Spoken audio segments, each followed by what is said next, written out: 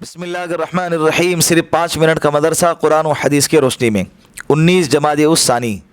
Number 1، اسلامی تاریخ۔ دین کے مکمل ہونے کا اعلان۔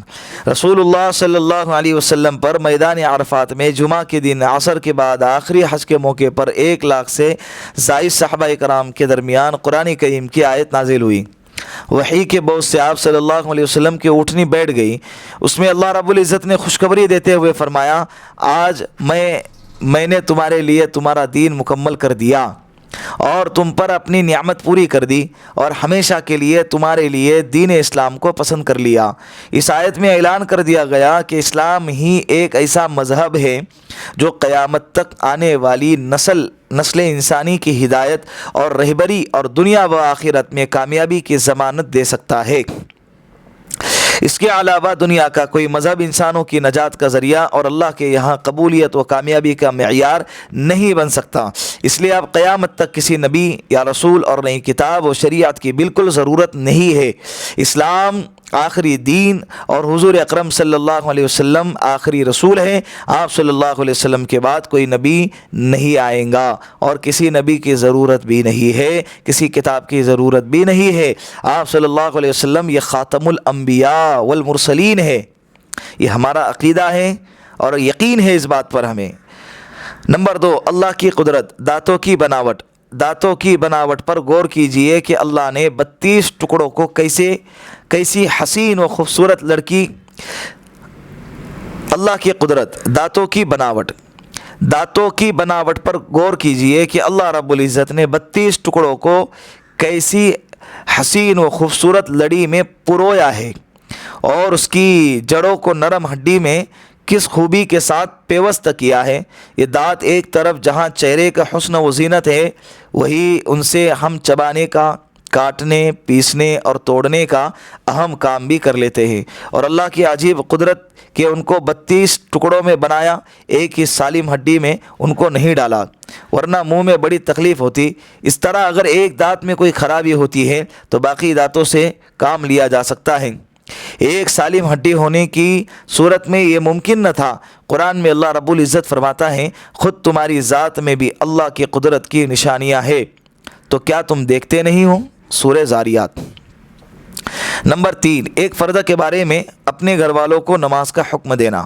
قرآن کریم میں اللہ رب العزت فرماتا ہے، آپ اپنے گھر والوں کو نماز کا حکم کرتے رہیے اور خود بھی نماز کے لیے پابند رہیے۔ ہم آپ سے روزی طلب نہیں کرتے، روزی تو آپ کو ہم دیں گے اور اچھا انجام تو پرہیزگاری ہی کا ہے۔ سورہ طٰہٰ۔ نمبر 4، ایک سنت کے بارے میں رخصت کے وقت مصافحہ کرنا۔ رسول اللہ صلی اللہ علیہ وسلم جب کسی کو رخصت فرماتے تو اس کا ہاتھ اپنے ہاتھ میں لے لیتے اور اس وقت تک اس کا ہاتھ نہ چھوڑتے جب تک کہ وہ آپ کے ہاتھ کو خود نہ چھوڑے۔ ترمذی شریف کی روایت۔ نمبر 5، ایک اہم عمل کی فضیلت، جنت کا مستحق۔ رسول اللہ صلی اللہ علیہ وسلم نے ارشاد فرمایا، جو آدمی اس حال میں مر جائے کہ وہ جو یہاں پر تکبیر لکھا ہوا ہے، جو کہ مجھے لگتا ہے لکھاوٹ اور چھپائی میں غلطی ہوئی ہے۔ جو آدمی اس حال میں مر جائے کہ وہ تکبر، خیانت اور قرض سے بری ہو تو جنت میں داخل ہوں گا۔ ترمذی شریف کی روایت۔ نمبر 6، ایک گناہ کے بارے میں سامان کو عیب بتائے بغیر فروخت کرنا۔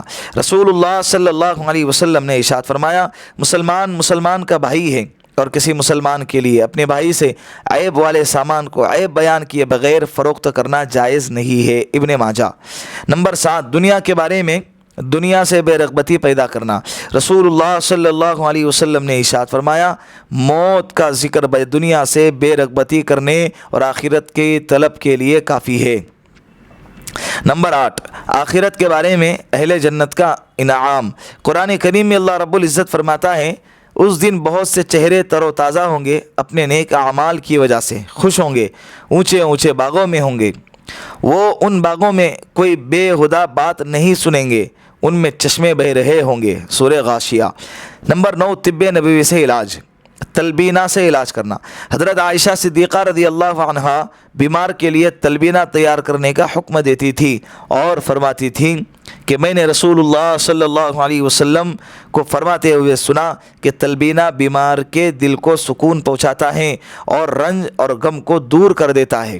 بخاری شریف کی روایت ہے۔ فائدہ: جو یعنی بارلے کو کوٹ کر دودھ میں پکانے کے بعد مٹاس کے لیے اس میں شہد ڈالا جاتا ہے، جسے تلبینہ کہتے ہیں۔ نمبر 10، قرآن کریم کی نصیحت۔ قرآن کریم میں اللہ رب العزت فرماتا ہے، اے ایمان والو، اللہ سے ڈرتے رہو، اور ہر شخص کو اس بات پر غور کرنا چاہیے کہ اس نے کل یعنی آخرت کے لیے آگے کیا بھیجا ہے۔ اللہ سے ڈرتے رہو اور اللہ کو تمہارے سارے اعمال کی خبر ہے۔ سورہ حشر۔ اللہ رب العزت ان باتوں پر ہم سب کو عمل کرنے کی توفیق عطا فرمائے۔